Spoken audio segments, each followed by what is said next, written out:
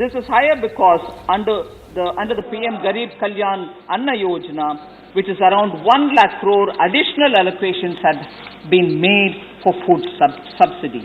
Food subsidy allocation for this year, 22-23, is 2.07 lakh crores, which is the best estimate of requirement at this point in time. So it's still higher. The food subsidy is well over 2 lakh crores.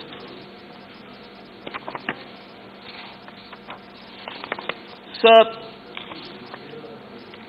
doubling of farmers' income also has been an issue on which several members, Srimati Chaya Verma, Jose K. Mani, Rajamani Patel ji, Syed Nazir Hussain ji, Amar Patnaik ji, have all voiced their concern, and I can fully understand. In 2013-14, sir, the expenditure of Department of Agriculture and Cooperation was only about 19,000 crores, 13-14. Whereas this has been increased 6.6 times, and today it is at 1.24 lakh crores, 22-23 for Department of Agriculture and Farmers Welfare. Out of this, 68,000 crores will be transferred in DBT mode to the bank accounts of farmers, Pradhan Mantri Kisan Samman Yojana. Just to make this a bit more elaborately, BE 21-22 for fertilizer subsidy was 79,530. In RE it became 1.4 lakh crores, which represents 75% increase. And the fertilizer subsidy this year is also being increased. There was also farmer producer organizations. 10,000 are being funded. The FPOs are being formed. Agri Infrastructure Fund, the AIF, has 100,000 crores being created for the creation of agriculture fund, infrastructure fund. We have given the money. Sir,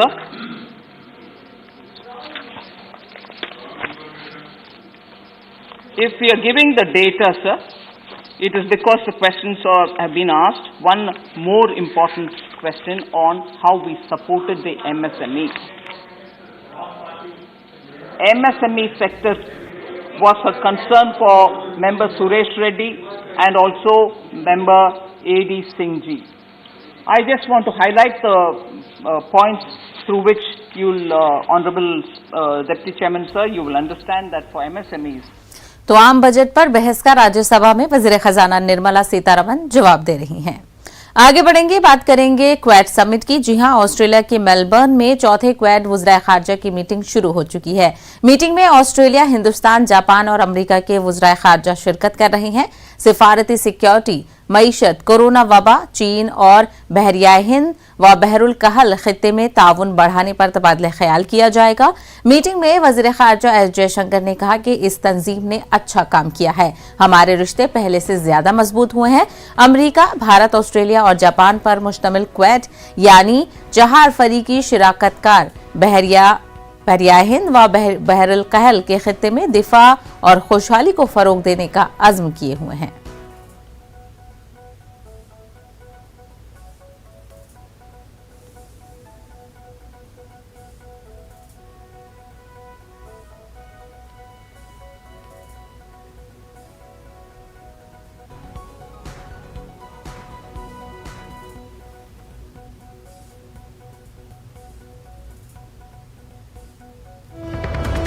तो इस वक्त की बड़ी खबर आपको बता दें, कर्नाटक हिजाब मामले से जुड़ी हुई बड़ी खबर आपको बता दें, सुप्रीम कोर्ट ने फौरी समाअत से इनकार कर दिया है।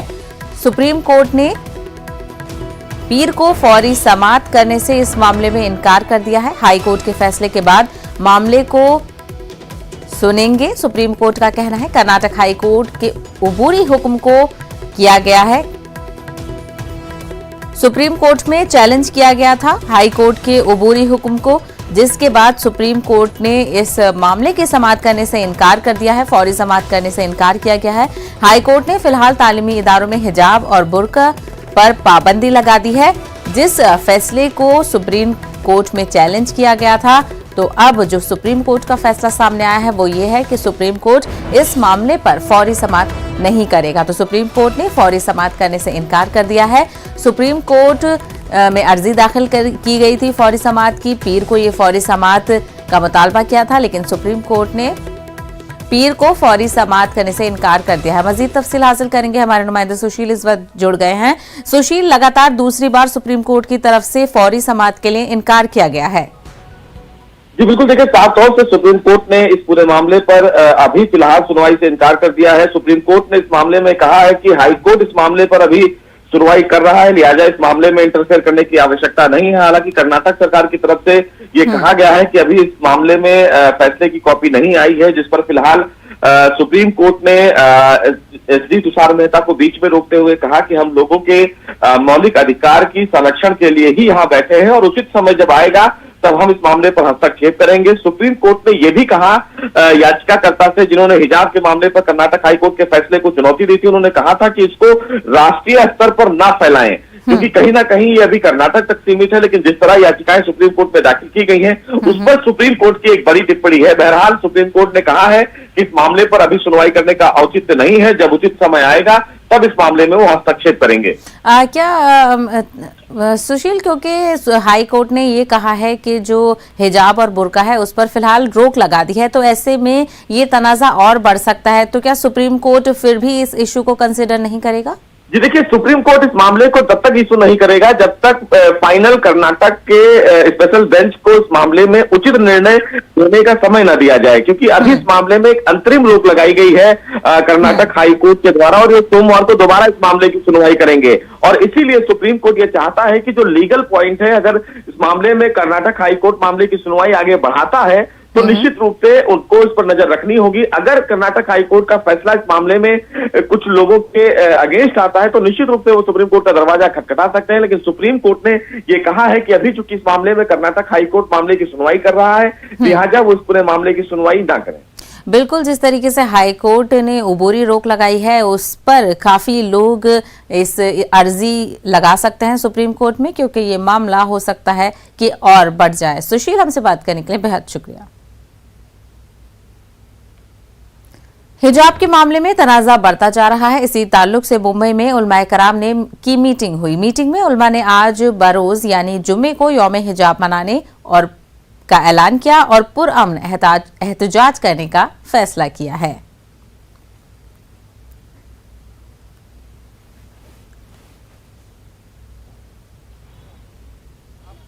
कर्नाटक में जारी हिजाब तनाजा ने तूल पकड़ लिया है। 1000 से ज्यादा हुकूक निस्वा, जमहूरियत पसंद ग्रुपों, माहिरीन तालीम, वकला और समाज के मुख्तलिफ तबकात से ताल्लुक रखने वाले अफराद ने हिजाब पहनने वाली मुस्लिम तालबात को निशाना बनाने के वाक़े की मजम्मत की है। उन्होंने इसे मुस्लिम खवातीन के खिलाफ इम्तियाजी सलूक का नया बहाना करार दिया है। एक खुले खत में इन लोगों ने कहा है कि उनका मानना है कि हिंदुस्तानी आइन ये हुक्म देता है कि ना कि स्कूलों और कॉलेजों में यकसानियत। इस खत पर तकरीबन 2000 लोगों ने दस्तखत किए हैं। खत में कहा गया है कि हिजाब पहनने वाली तलबात को अलहदा कमरे में बैठने या कॉलेज छोड़ने और अपनी ख्वाहिश के मुताबिक मुस्लिम कॉलेजों में जाने के लिए कहना इम्तियाजी सलूक के सिवा कुछ नहीं है। 15 रियासतों के 130 से ज्यादा ग्रुपों ने भी इस खत को अपनी हिमायत दी है। MIM के सदर असदुद्दीन ओवैसी यूपी में इंतखाबी मुहिम के दौरान हिजाब पर रद्द अमल दिया। उन्होंने पार्टी कारकुनों से मुलाकात के बाद मीडिया से बात करते हुए कहा कि मजहबी या शख्सी आजादी से मुतालिक आईनी हक को स्कूल या कॉलेज में खत्म नहीं किया जा सकता है। MIM के सदर ने कहा कि कर्नाटक हाईकोर्ट का हवाला देते हुए ये बातें कही हैं। स्कूल में सस्पेंड नहीं होता, संविधान कॉलेज में सस्पेंड नहीं होता। जनरल हाईकोर्ट का जजमेंट पढ़ लीजिए। संविधान क्या स्कूल में खत्म हो जाता? संविधान क्या कॉलेज में खत्म हो जाता? क्या संविधान का article 14, article 19, article 21, article 15 school के बच्चों को और कॉलेज के लड़कियों को अप्लाई नहीं होता? कौन सी बेटी बचाओ बेटी पढ़ाओ की पॉलिसी सरकार की है? समाजवादी पार्टी के रुकने असेंबली रईस शेख ने महाराष्ट्र के वजीर दाखिला को मकतूब रवाना करते हुए रियासत के तमाम तालीमी इदारों को मुस्लिम लड़कियों के साथ किसी भी किस्म का भेदभाव न करने के मुतालिक हिदायतनामा जारी करने का मुतालबा किया है। रईस शेख ने मुंबई के एमएमपी शाह कॉलेज के प्रोस्पेक्टस में हिजाब एतराज का हवाला देते हुए रियासती वजीर दाखिला को तवज्जो मबजूल करवाई है। ऐसा ही एक केस हमने देखा कि एसएमटीटी यूनिवर्सिटी के तहत श्रीमती मीनाबेन एमपी शाह कॉलेज माटुंगा के अंदर एक प्रोस्पेक्टस निकाला गया है और कहा गया है कि बुर्का और हिजाब पहन के आप कॉलेज में नहीं आ सकते। मैंने आज होम मिनिस्टर को एक पत्र लिखकर इसकी शिकायत की है। शिकायत इसलिए की कि इस तरह के डिस्क्रिमिनेशन हमारी बच्चियों के साथ कई जगह पे होते हैं। भिवंडी में एक बार एक केस हो चुका है। मैं चाहता हूं कि होम मिनिस्टर जो है एक सर्कुलर एजुकेशन डिपार्टमेंट के साथ मिलकर निकाले और सारे इंस्टीट्यूट को कहे कि रिलीजियस डिस्क्रिमिनेशन कोई भी करेगा तो उसके खिलाफ सख्त कार्रवाई की जाएगी। तो मैं एक बार फिर होम मिनिस्टर से महाराष्ट्र की वो सरकार जो सेक्युलर क्रेडेंशियल्स पे बनी है, जिसने वादा किया है महाराष्ट्र की हम सेक्युलरिज्म को आगे बढ़ाएंगे, वो एक ऐसा परिपत्रक ऐसा सर्कुलर निकाल के तमाम जितनी भी इंस्टीट्यूट्स हैं, एजुकेशन इंस्टीट्यूट्स हैं, उनको हिदायत देगी कि रिलीजियस डिस्क्रिमिनेशन के ऊपर सख्ती से कार्रवाई होगी। मुझे उम्मीद है होम मिनिस्टर जल्दी ये करेंगे। जुमेरात को कैराना में समाजवादी पार्टी के कारकुनों को बगैर नंबर प्लेट वाली गाड़ी में ईवीएम मशीन मिली। जुमेरात को पहले मरहले में कैराना समेत 58 असेंबली सीटों में वोटिंग हुई। जिस गाड़ी में ईवीएम मशीन मिली थी उस पर जोनल मजिस्ट्रेट कैराना असेंबली का स्टिकर लगा हुआ था। समाजवादी पार्टी के कारकुनों को ये गाड़ी शामली पानीपत हाईवे पर मिली। जराये के मुताबिक इन कारकुनों के साथ मकामी एसडीएम भी मौजूद थे। इसके बाद जिला मजिस्ट्रेट के सामने ईवीएम को खोला गया। जिला मजिस्ट्रेट ने कबूल किया है कि यह इलेक्शन सिक्योरिटी प्रोटोकॉल की खिलाफ वर्जी है। आज वज़ीर-ए-आज़म नरेंद्र मोदी उत्तराखंड के दौरे पर जाएंगे और ये उनका दौरे का दूसरा दिन होगा। दोपहर 12 बजे अल्मोड़ा में अवामी रैली को खिताब करेंगे। वहीं पीएम यूपी के कासगंज में भी रैली करेंगे। वहीं अमित शाह आज शाहजहांपुर और बरेली में रैली करेंगे और बीजेपी के लिए आवाम से वोट की अपील करेंगे।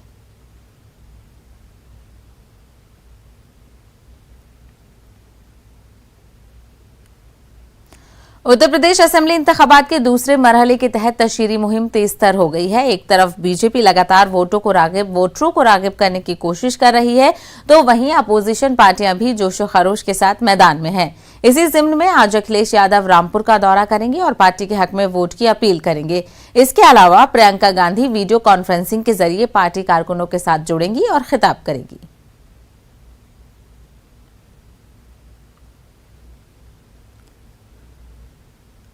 एमआईएम सदर असदुद्दीन ओवैसी यूपी इंतखाबी मुहिम में मसरूफ है। इंतखाबी मुहिम के दौरान वो आज सहारनपुर और देवबंद में अवामी रैलियों से खिताब करेंगे। यूपी में अकलियती तबके की पसमानदगी को लेकर असदुद्दीन ओवैसी अपनी इंतखाबी मुहिम के दौरान समाजवादी पार्टी और बीजेपी को तनकीद का निशाना बना रहे हैं।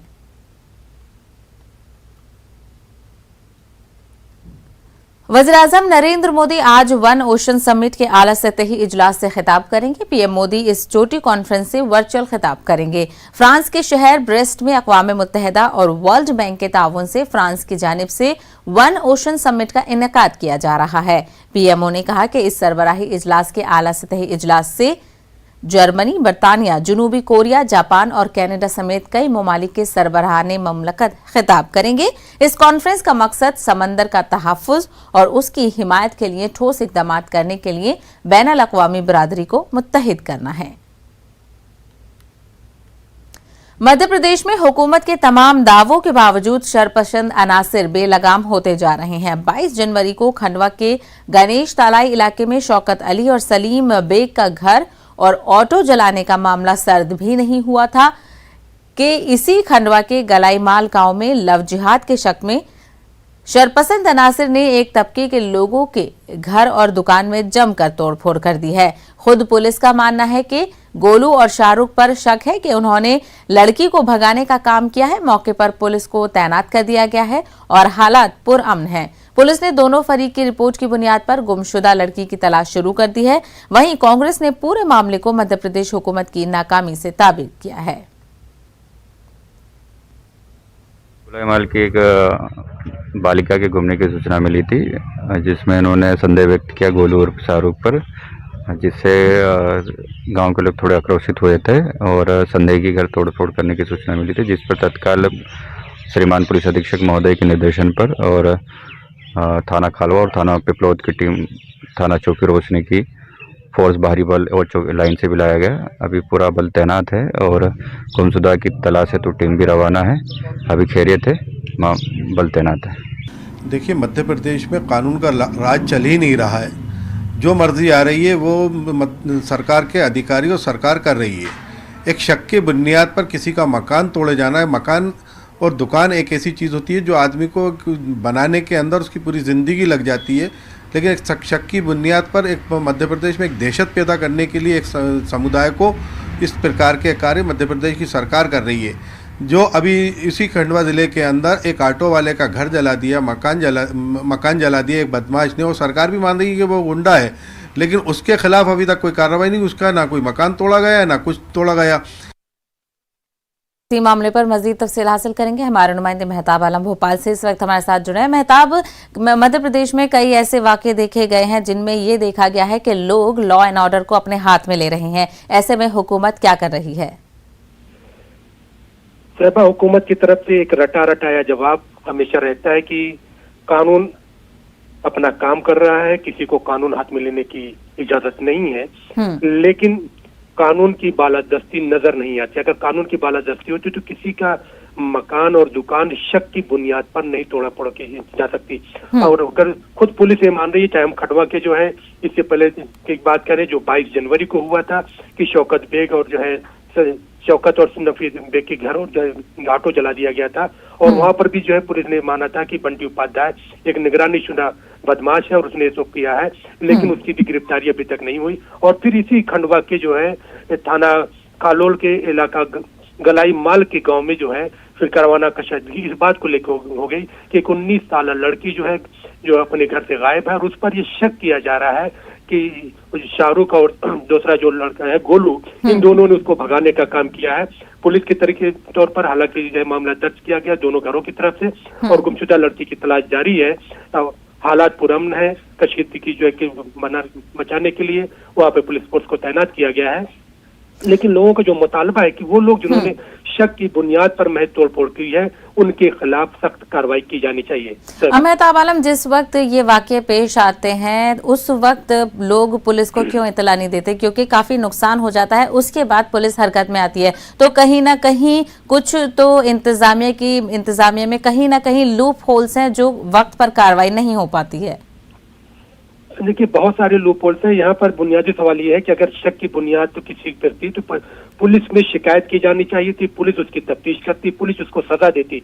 लेकिन ये तमाम काम करने से पहले कुछ लोगों के जरिया जो बहुत सारी जगह में, चाहे खंडवा की बात करूं या फिर मैं उज्जैन की बात करूं या फिर जो है उसके अलावा रतलाम की बात की जाए, अगर पिछले 1 महीने की बात की जाए, बहुत सारी जगहों पर इस तरह के मामले आ चुके हैं।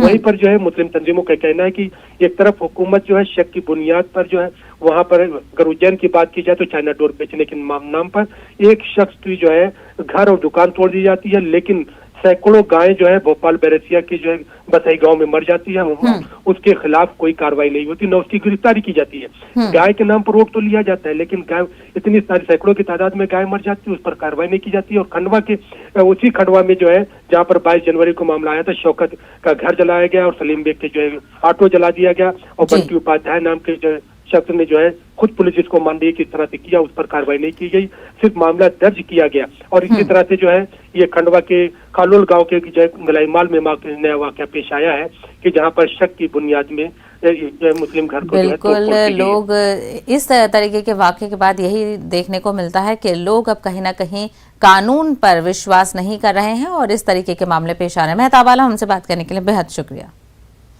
कोरोना वबा के दौरान बाहमी इमदाद और इनेसार का जज्बा मुस्तहकम हुआ है। मुल्क इस वबा से मुत्तहिद होकर मुकाबला कर रहा है। टीकाकारी के ऐलान के बाद हम बेहतर ताउन करें जिससे हम कोरोना को मात देने की जानिब कदम बढ़ा सकें। नेटवर्क 18 इस मुहिम में हर कदम पर आपके साथ रहेगा, क्योंकि जब तक कोई महफूज नहीं तब तक सभी महफूज नहीं। फिलहाल रुकेंगे एक छोटे से ब्रेक के लिए, जल्द लौटेंगे कुछ और खबरों के साथ।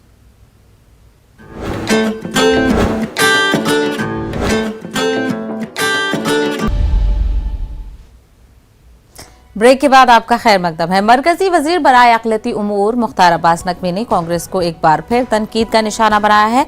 उन्होंने कहा कि कांग्रेस पर इल्जाम लगाते हुए कहा कि कोरोना के मुश्किल हालात में भी कांग्रेस ने लूटने का काम किया है। मुख्तार अब्बास नकवी ने कांग्रेस पर हिंदुस्तान को आलमी सतह पर बदनाम करने का इल्जाम लगाया।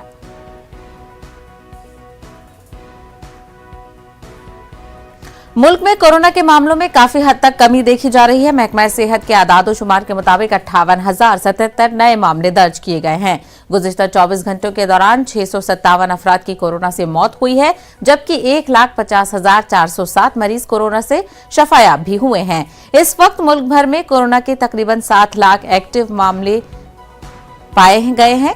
मरकज और रियासती हुकूमतों की जानिब से कोरोना की हिफाजत के लिए एहतियाती इक़दामात इख्तियार करने की लगातार अपील की जा रही है। वहीं 170 करोड़ से ज्यादा अफराद को टीके लगाए जा चुके हैं।